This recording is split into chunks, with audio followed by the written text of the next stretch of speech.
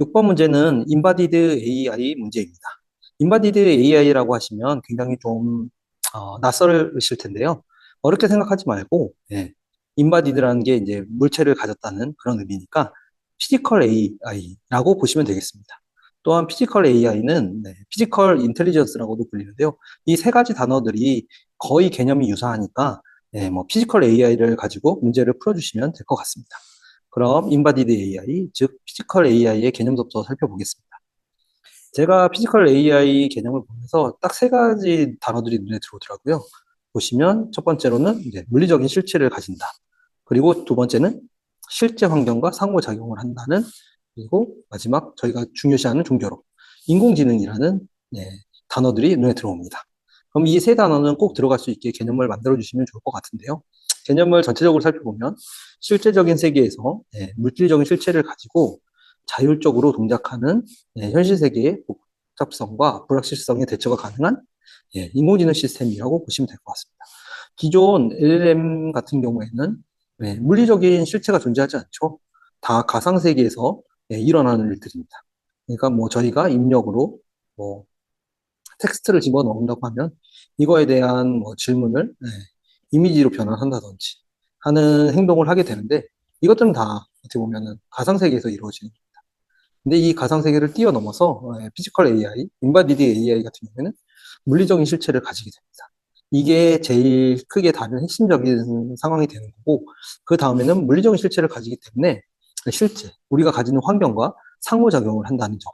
이 두 가지가 가장 큰 차이점이기 때문에 이 부분이 드러날 수 있도록 피지컬 AI, 인바디드 AI의 개념을 작성해 주시면 되겠습니다. 그래서 저는 인바디드 AI의 개념을 이제 인바디드 AI가 가지고 있는 여러 가지 기능들 아니면 구성 요소들을 나타나는 그림으로 표현을 했는데요. 여기 보시면 제일 처음으로 가지는 게 인바디드 로봇, 그러니까 물리적인 실체인 거죠. 그리고 시뮬레이터. 시뮬레이터 같은 경우에는 인바디드 AI, 피지컬 AI가 학습을 하기 위한 환경을 제공해야 되는데, 실질적인 환경에서 아직은 학습을 하기가 어렵기 때문에 가상의 환경을 시뮬레이션 할 수 있는 가상의 환경을 제공하게 됩니다.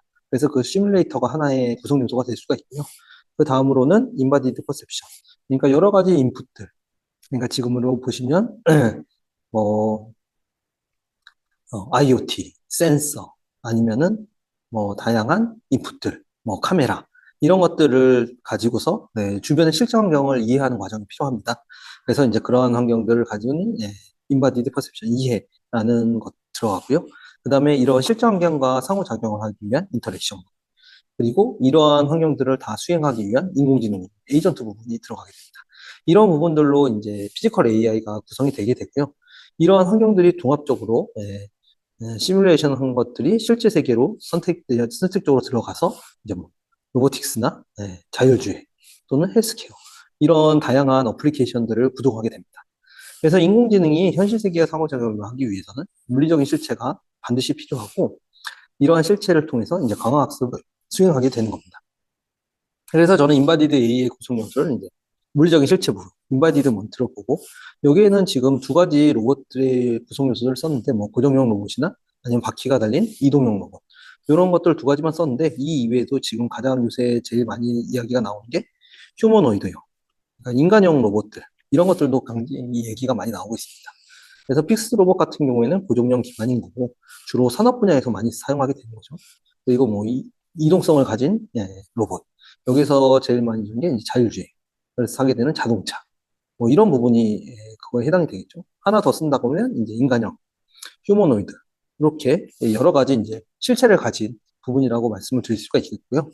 그 다음에는 제가 생각한 건 시뮬레이터를 좀 중심으로 적어놨는데, 시뮬레이터가 왜 중요하냐면 학습을 하기 위해서는 지금 현재 실제적으로 로봇이나 뭐 이런 것들이 환경을 학습하기 위한 환경을 만들기도 어렵고, 현재 실제적으로는 그런 학습할 수 있는 모든 환경을 네, 구동하기도 힘들기 때문에 가상의 환경을 제공하게 됩니다. 그래서 이제 시뮬레이터 이거에 대해서 주로 설명을 하게 되었고, 그 구성 요소들을 살펴보면 인바이러먼트는 이제 가상 환경 자체를 얘기하는 거고, 피직스라고 하는 것들은 뭐 모델링을 하게 되는데 우리가 가지고 있는 현실 세계의 기능들, 물리적인 기능이나 아니면 고급적인 뭐 천이나 뭐 유체 뭐 이런 것들 아니면은 충돌이나 이런 것들을 구동하게 되는 요소들을 이야기합니다. 그 다음으로는 이제 오브젝트 타입. 우리가 가지고 있는 현실 세계 오브젝트들을 어떻게 표현하는데, 뭐 객체의 데이터셋을 받을 수도 있고, 아니면 인터넷에서 수집한 객체들로 구성을 할 수도 있습니다. 그 다음에는 컨트롤러인데, 컨트롤러 같은 경우에는 유저와 우리가 가지고 있는 시뮬레이션을 구동하는 시뮬레이터 사이를 어떻게 조정을 할 거냐. 뭐 API를 가지고 있을 수도 있고, 아니면 가상 로봇을 통할 수도 있고, 아니면 가상현실을 조정할 수 있는 컨트롤러를 가지고 조정을 할 수도 있습니다. 그 다음에는 액션. 인공지능의 액션을 어떻게 기능을 구현할 거냐인데, 이 기능은 뭐 복잡도에 따라서 좀 달라질 수 있겠죠. 뭐 이런 것들을 위주로 말씀을 드렸고, 그 다음에는 이 복합 작업, 그러니까 이 인공지능이 작업을 어떻게 만들 것이냐, 그런 것들에 대한 생성 기술들입니다. 그래서 그라운딩 기술이라고 하면 현 상황이나 작업 환경 등을 바탕으로 현실 세계를 반영한 절차를 생성하는 기술을 이제 그라운딩 기술이라고 하고, 이 그라운딩 기술을 기반으로 해서 현실 세계에서 절차를 재수립하거나, 아니면 우리가 처한 환경의 불확실성을 해소하거나, 아니면 내가 생성한 작업 절차가 실패했을 때 어떻게 다시 한번 실패를 재수행할 거냐라는 실패 복구 기술, 이렇게 크게 나눌 수 있습니다. 그래서 이러한 기술들을 기반으로 해서 피지컬 AI가 구성이 되게 되겠습니다.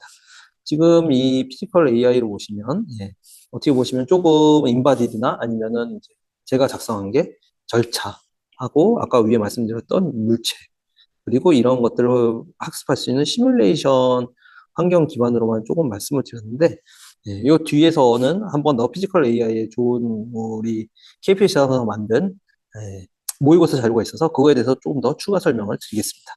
그 다음으로는 제가 비교한 거는 인바디드 AI가 이제 주로 물리적인 실체를 가지게 되니까 전통적인 로봇과 비교하는 것으로 3단락을 만들었습니다. 그래서 여기 보시면 제일 인바디드 AI 같은 경우에는 상호작용이 가능하고, 전통적 로봇 같은 경우에는 프로그래밍 된 동작만 가능하다. 그리고 지능 같은 경우에는 자율적인 동작이 가능한데, 물론 전통적 로봇도 어느 정도 일부분으로 자율적이긴 한데 제한적인 자율성을 가지고 있다는 점이 제일 다르죠.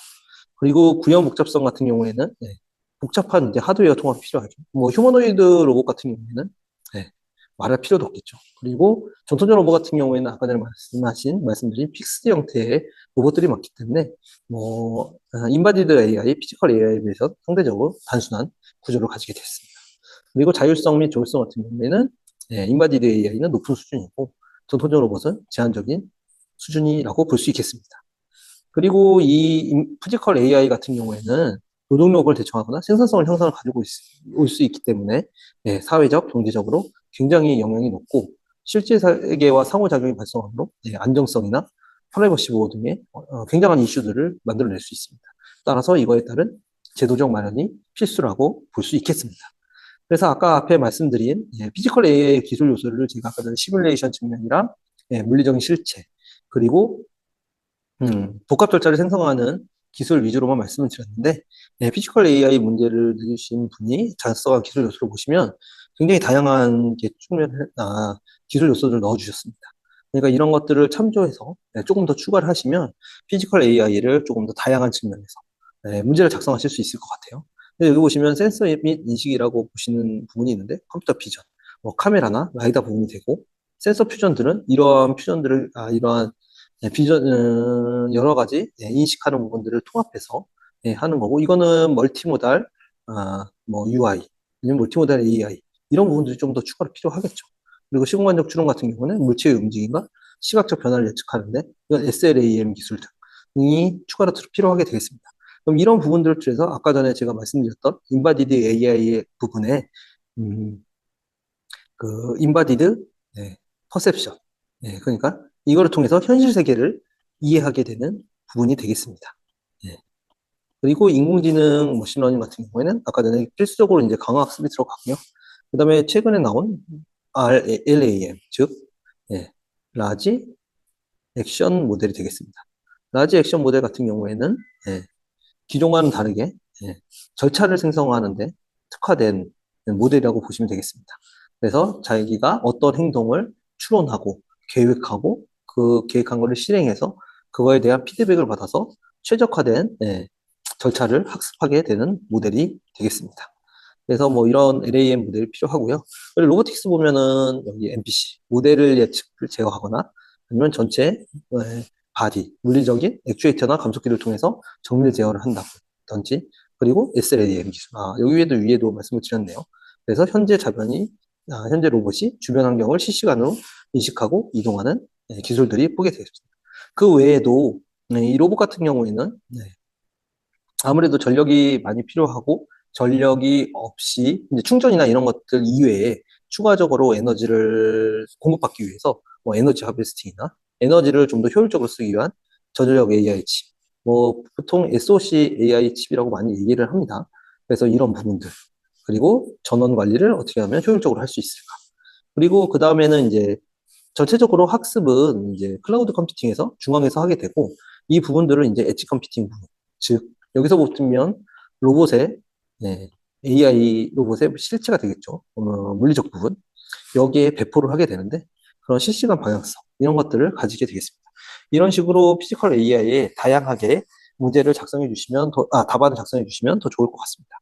그리고 이거는 3단락에 보시면 3단락은 저는 조금 더 실체적인 부분을 쓰는 걸 좋아해서 이거는 엔비디아의 피지컬 AI 개발 시스템을 한번 가지고 와봤습니다.